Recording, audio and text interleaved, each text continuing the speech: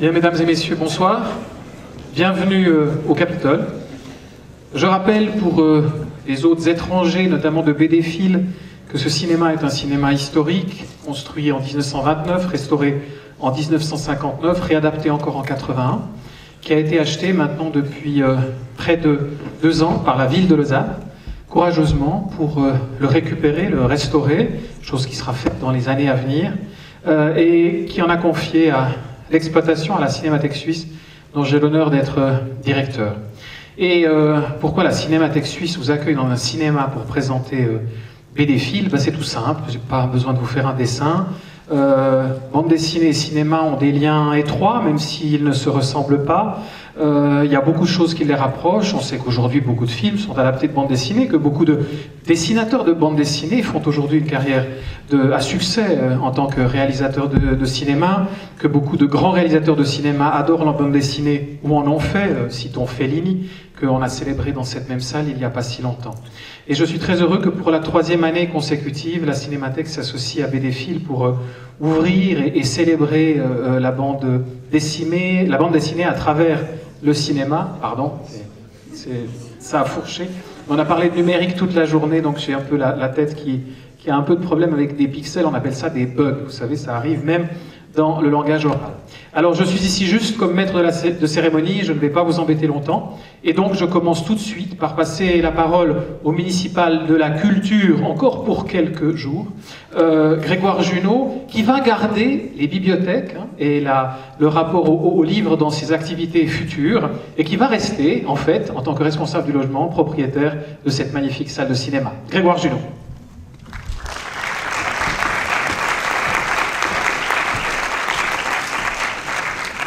Merci Frédéric. Bonsoir mesdames et messieurs. J'aimerais d'abord commencer par saluer non pas une conseillère d'État, mais 2 conseillères d'État qui nous font l'honneur d'être présentes ce soir, Maria Gorité et Béatrice Métro. Je les remercie d'être ici ce soir. C'est aussi le témoignage d'un attachement du canton à cette manifestation. Chers amis, au nom de la municipalité de Lausanne, je suis très heureux de vous souhaiter ici la bienvenue au Capitole, au lieu du cinéma, au lieu de la cinéphilie, au lieu de la culture. Je remercie très chaleureusement le directeur de la Cinémathèque, Frédéric Maire, à la fois pour son accueil et aussi pour sa précieuse collaboration. Le fait de partager une nouvelle fois ce lieu à l'occasion de la 8e édition du Festival de la bande dessinée est fortement symbolique. Il témoigne d'une conviction d'abord portée par toute l'équipe artistique de BD-Fil, par la Fondation et par la toute nouvelle association des Amis de BD-Fil que préside maintenant Stéphane Montangéro. Le 9e art est un mode d'expression qui n'a plus de raison de chercher à se justifier dans la sphère culturelle. La BD est un art, nous en sommes convaincus. Sa force tient à la capacité à se constituer en genre par des explorations graphiques et narratives inédites. Elle tire aussi sa force du fait que la BD se nourrit d'échanges avec les autres formes artistiques. Le cinéma bien sûr ou la littérature, mais également avec des disciplines plus surprenantes. Cette année, vous le verrez dans le programme, l'art culinaire montre le potentiel de rencontre avec la BD, l'art du goût et de la cuisine étant à mes yeux un domaine de créativité qui fait aussi l'artiste. La BD a cette capacité merveilleuse de pouvoir toucher, émouvoir, faire rêver, rire ou s'interroger. BD-Fil est l'occasion de fêter cet art populaire accessible à toutes les générations et à toutes les sensibilités. Le magnifique programme que notre directeur artistique Philippe Duvanel a mis en place pour cette édition en témoigne, à côté de Christophe Blain, dont on découvrira l'univers et de la plongée dans le monde de la ligne claire, aventures culinaires, traditions du Val d'Hérence, cartes à gratter littéraires, métamorphoses et imaginaires graphiques pour petits et grands, patrimoine de la BD suisse, comme jeunes auteurs nous offrent un parcours foisonnant pour le visiteur. Les 4 jours du festival ne seront pas de trop pour les amateurs, surtout s'ils veulent profiter des conférences et des rencontres. Pour terminer ce bref message, à l'heure où des changements dans l'exercice de la vie politique lausannoise me touchent directement, je tiens à réitérer ici mon attachement profond et sincère à la culture sous toutes ses formes. Le livre demeure pour moi un objet vital, un enjeu social fondamental, et je suis très heureux, malgré ces changements de dicaster, de garder la responsabilité des bibliothèques, des archives et de la politique du livre. Comme me le disait un ami éditeur avant-hier, j'aurai au moins l'occasion dans mon nouveau mandat de faire la promotion de la littérature à la caserne de police. Mon engagement pour achever ce qui a été lancé depuis 1 an va donc demeurer. Je vais continuer à porter le projet d'un nouveau bâtiment pour le livre et le patrimoine, coordonné à la mise en place d'une politique publique du livre que nous souhaitons à Lausanne. Cette démarche doit aussi garantir de bonnes conditions de conservation et de valorisation au fonds patrimonial de la bande dessinée dont la richesse n'est plus à démontrer. Sans doute, notre vie politique ne peut-elle se comparer à l'expérience ministérielle de la vie au Quai d'Orsay dessinée et racontée par Christophe Blain. Je serais toutefois curieux de voir comment il pourrait croquer notre réalité helvétique. Mais je vous laisse l'imaginer. À toutes et tous, je souhaite donc de passer de belles journées à Bédéfile, de profiter au maximum de l'offre culturelle exceptionnelle du festival et de repartir heureux des découvertes qui ne manqueront pas de se produire à cette occasion.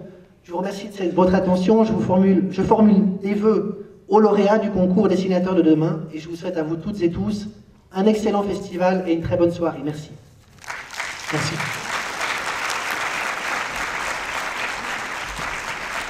Merci Victoire Junot. Et donc, toujours en tant que monsieur loyal, je passe la parole à celui qui doit parler ce soir, évidemment, le directeur de Bédéfile, Philippe Duvanel. Bienvenue. Bonsoir. Je suis très heureux, au nom de la Fondation Lausanne, au nom de la bande dessinée, de tous les bénévoles et toute l'équipe d'organisation de Bédéfile, de vous recevoir ici ce soir. Merci beaucoup d'être là, ça fait très chaud au cœur. Merci à Frédéric Maire de nous accueillir. Et merci de nouveau au cinéma, à la bande dessinée de s'associer. C'est assez précieux et c'est un genre effectivement du côté de Bédéfile qu'on apprécie beaucoup et du côté de la Cinémathèque aussi. Voilà, on va essayer d'être assez rapide puisque ce soir c'est le propos d'une rencontre. Bédéfile c'est le propos d'une rencontre, mais ce soir c'est le propos d'une rencontre entre le cinéma et la bande dessinée. Vous êtes là pour vos mirettes et non pas pour vos oreilles, quoique. Et donc je voulais juste assez rapidement parler un tout petit peu du programme de Bédéfile, mais Victoire Junot, que j'ai largement regretté comme ministre de la Culture, en a largement parlé. Cela dit, vous rappelez que Bédéfile cette année c'est une grosse exposition autour de la ligne claire, un genre littéraire, un langage graphique cher à Hergé, c'est sur 4 étages à l'espace Arlot, et ça se prolonge au-delà des dates du festival jusqu'au 23 septembre. Et puis au-delà, effectivement, une exposition majeure liée à quelqu'un que je vous présenterai tout à l'heure, qui est Christophe Blain. Un concours Dessinateurs demain, ça se passe du côté de la place d'Apalu. Et puis un projet qui s'appelle La Cuisine, où on a demandé à 15 auteurs de bande dessinée d'inventer un récit culinaire, et on le présente dans une étape cuisine. Tout ceci se passe dès demain jusqu'à lundi 17 septembre, du côté de la Riponne, et puis il y a aussi des conférences, il y a aussi des rencontres avec des auteurs, et surtout, demain soir, un projet relativement risqué, de tous les dangers, c'est Christophe Blain qui rencontre Thomas Fersen sur scène, pour de la musique et du dessin au Café Théâtre Le Bourg. Il y a encore quelques places qui restent, et j'espère que ça se passera bien. Voilà, donc ça c'est la ligne claire, voilà, et puis je vais tout de suite appeler monsieur Christophe Blain, qui est notre invité d'honneur. Merci de l'applaudir. Voilà. Il y avait de la neige au moment où tu es arrivé. Enfin bon, c'est fini. Normalement, il va y avoir des couvertures. Voilà, ça se passe. Vous allez voir défiler juste derrière Christophe l'ensemble de ses œuvres, ou tout au moins les couvertures de ses œuvres. On commence par Hopfrog et on passe par beaucoup de choses, dont ce fameux Quai d'Orsay dont vous parlait Grégoire Junot tout à l'heure. Christophe Blain, ça faisait très longtemps que c'est un auteur que j'avais envie d'inviter au festival. C'était une longue cour, je dois dire, mais finalement c'est un garçon qui aime le charme, qui aime la séduction. Donc finalement on a pu trouver terrain d'entente, si je peux me permettre, etc. Et puis il nous a posé un petit lapin il y a quelques temps, c'était par rapport au concours, au jury du concours de bande dessinée que le festival organise, dont il était président du jury. Il n'a pas pu être là, mais c'est un autre garçon avec des très beaux yeux bleus qui l'a remplacé, qui est Cosette. Cela dit, pas mal, hein? Bernard Cosset, absolument. Il est très sympa. Alors, à découvrir Christophe Blain, notamment dans son exposition du côté du festival, je vous l'ai dit dans le cadre de ce concert dessiné demain soir, et puis ici ce soir en chair en os sur scène. Merci beaucoup d'être là, Christophe. Quelques mots à dire? Je suis heureux. Tout simplement. Voilà. J'aime beaucoup ici. Je n'étais jamais venu à Lausanne et je m'y sens bien. J'y suis depuis 2 heures, je m'y sens vachement bien. Je me sens beaucoup mieux que... J'étais à Paris, j'étais un peu strict. Ouais. Là, je me sens bien. Je me sens juste bien, je trouve que tout est beau. Donc voilà, j'aime votre ville. Je peux déjà le dire, même au bout de 2 heures, je peux déjà le dire. Merci beaucoup, c'est un beau compliment. Alors, on va passer... On va passer aux choses sérieuses. On va juste inviter une jeune fille qui faisait partie du jury aussi, qui s'appelle Camille Détra, qui va venir nous aider à remettre les prix du concours Dessinateurs demain. Camille, est-ce que c'est possible que vous nous rejoigniez? Merci beaucoup. Voilà, donc le jury du concours Dessinateurs demain était composé normalement de Christophe Blain, qui a été remplacé au pied levé par un autre beau garçon avec des yeux bleus qui s'appelle Cosset. Voilà. de Camille Détra, journaliste spécialisé BD du côté du Matin Dimanche, Didier Borg, éditeur de le label KTSR, Casterman, voilà. Et puis, il y avait encore Églantine Soloman, qui n'est pas là ce soir, qui était la lauréate 2011, et puis votre serviteur qui ont formé ce jury. Voilà. Le concours était organisé sur le thème première fois. Chaque participant qui devait être âgé de 15 ans et plus, de n'avoir jamais été publié, devait présenter une planche à 3 sur le thème du concours. Et puis on a eu 256 participants pour être exact, de 19 pays différents. Je vais quand même vous citer ces pays parce que c'est assez impressionnant. On avait cette année des Allemands, des Belges, des Camerounais, des Canadiens, des Chinois, des Français, des Hongrois, des Irlandais, des Italiens, des Liechtensteinois, des Lituaniens, des Martiniquais, des Portugais, des ressortissants, dirons-nous, de République centrafricaine, des Rwandais, des Serbes, des Suisses, évidemment, et des Taïwanais. Voilà, ça c'était du côté de la participation. Et puis le jury s'est réuni, a beaucoup cogité. Ça s'est bien passé, Camille? Est-ce qu'un petit témoignage comme ça en passant Non, bah, c'était passionnant. C'est vrai qu'il y a eu plusieurs tours. Chacun a défendu un peu ce qu'il préférait. Son bout de gras. Son bout de gras, voilà, exactement, on peut le dire. La cuisine en plus, ça va bien. Ouais. Non, mais non, c'était vraiment excellent quoi, à faire. Et moi, je suis super contente du trio de du palmarès qu'on va dévoiler maintenant. En fait, thème première fois, ça appelle tout de suite une certaine première fois peut-être un petit peu charnelle. Effectivement, pas mal de concurrence ici à donner, si on peut dire. Mais il y a aussi eu d'autres traitements. C'est là ce que c'est intéressant à la bande dessinée, c'est que finalement un thème peut donner licence à beaucoup d'imagination. Alors, c'est Christophe qui va remettre les enveloppes. Camille, si vous pouvez vous glisser derrière ce rideau, il y a un lapin qui va vous faire coucou et vous donner quelque chose. Ah, j'ai oublié un truc super important. Prenez la première chose que le lapin vous donne, Camille, juste là. Il n'y a pas de lapin, mais... Non, pas celui-ci, l'autre. Celui-là, voilà, celui-là. Voilà. C'est pour le monsieur qui est là, voilà. Pour lui dire qu'on l'aime beaucoup. Oui, vous pouvez l'apporter. Ah, c'est cool.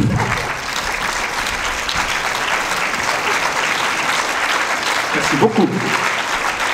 Je ne dis pas. Voilà. Et après, je vais retourner chercher la lapin. Oui, les autres, voilà. Parce que finalement, maintenant, on va dévoiler le 3e prix du concours Dessinateur de demain.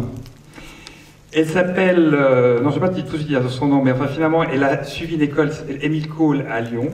Son projet a beaucoup plu. Elle s'appelle Marion Cluzel, et puis elle gagne un prix de 1000 francs. Elle est là avec nous ce soir. Marion, si tu peux nous rejoindre sur scène, avec grand plaisir.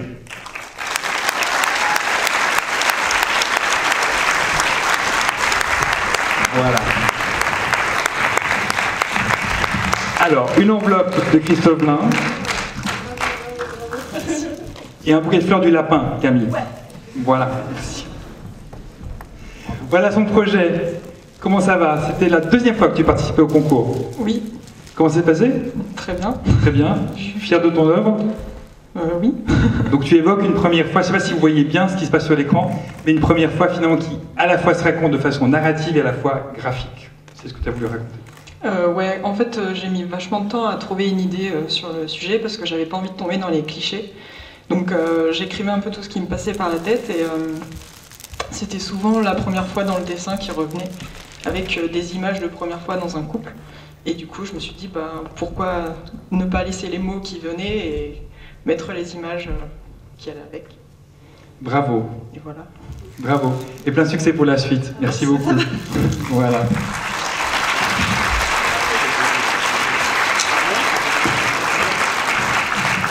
On va passer au 2e prix, doté d'une somme de 1500 francs. Et ça, c'est un grand bonheur, c'est une première pour BDphil. C'est la première fois qu'un Genevois obtient un prix. Non!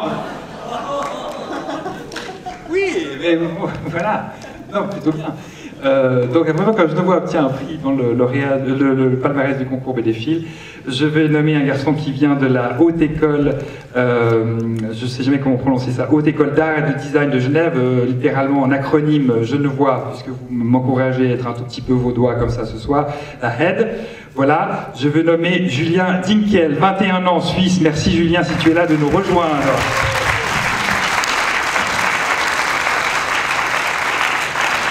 Julien rentre dans les fauteuils, merci beaucoup. Voilà. C'est le seul Suisse du palmarès, je suis très fier. Bravo Julien.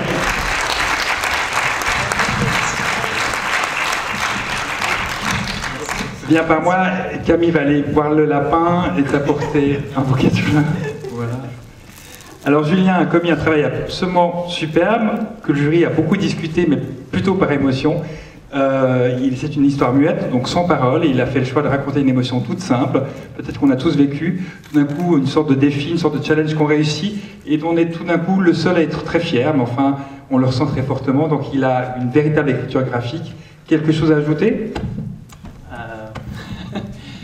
Je suis très heureux d'être là déjà, c'est super plaisir.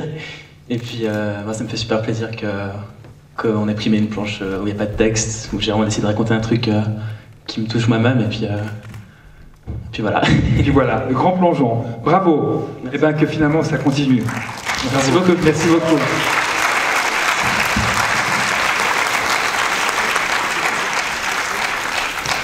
Et on arrive au premier prix. Je vous disais que le troisième prix avait suivi l'école Émile Cole à Lyon, dont elle va être prochainement diplômée. Il s'avère que le premier prix a aussi commencé cette école, et puis au bout d'une année, on lui a dit que ça se passait pas tout à fait comme on voulait, et puis au bout de la deuxième année, on lui dit, écoute, franchement, je pense qu'il faut voir ailleurs, tu n'es pas très bon, la bande dessinée, c'est pas un truc pour toi. Et voilà, donc finalement c'est un garçon qui ne s'est pas laissé décourager, qui est parti du côté du Québec, et apparemment les gens sont plutôt gentils, agréables, et finalement il a trouvé un très beau partage, et ça s'est bien passé de ce côté-là, jusqu'à ce qu'il participe à BD Fil pour la première fois au concours BD Fil, et il a gagné le premier prix. Il s'appelle tout simplement Vincent Dupéret, il est avec nous ce soir, il est marseillais.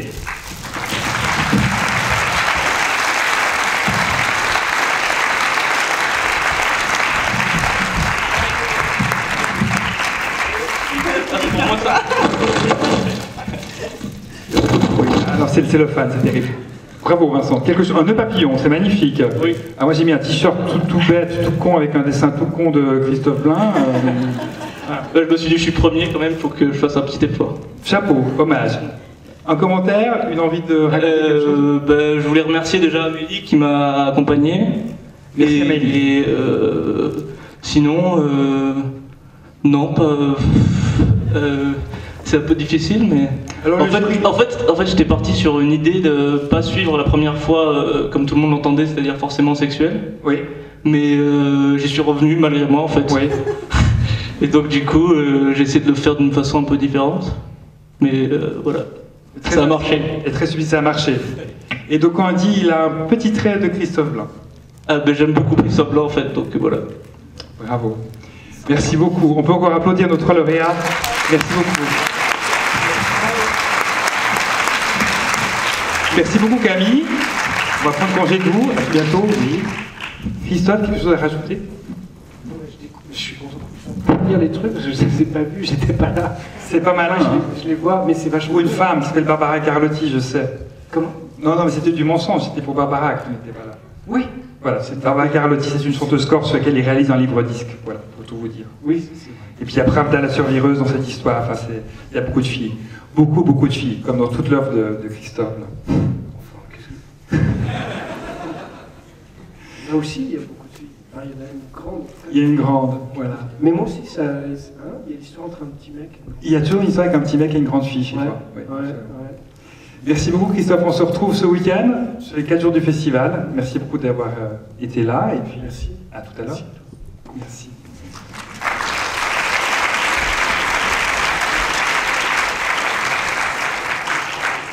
Et avant de passer à ce qui se passera sur cet écran, j'avais juste 2 merci, de très gros merci à passer à 2 personnes qui nous ont quittés ce soir, cette année.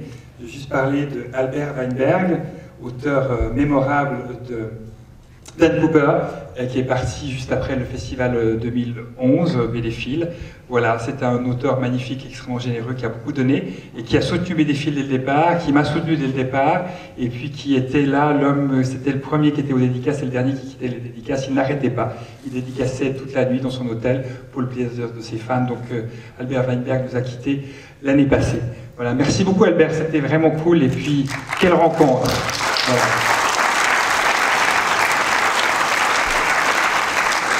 Et je suis sûr qu'il continue à dédicacer pour les anges, ce coquin. Un autre auteur brillantissime nous a quittés aussi il y a quelques temps. Je parlais de Pierre-Alain Berthollat. Gros choc pour nous, il était l'auteur magistral, mais vraiment magistral, des souris et des hommes. C'est un ouvrage qui lui a pris plus de 20 ans. Il a dû obtenir les droits d'adaptation de cet ouvrage-là. Il devait obtenir encore les droits de traduction en anglais, mais quelle œuvre magnifique. Il a recommencé des dizaines de fois. Pierre-Alain, scénographe et homme de la Renaissance, comme le nommait Eugène, est parti il y a quelques temps. Hommage à lui et merci beaucoup, Pierre-Alain. C'était magnifique tout ce que tu nous as fait. Voilà, c'était 2 merci que je voulais adresser.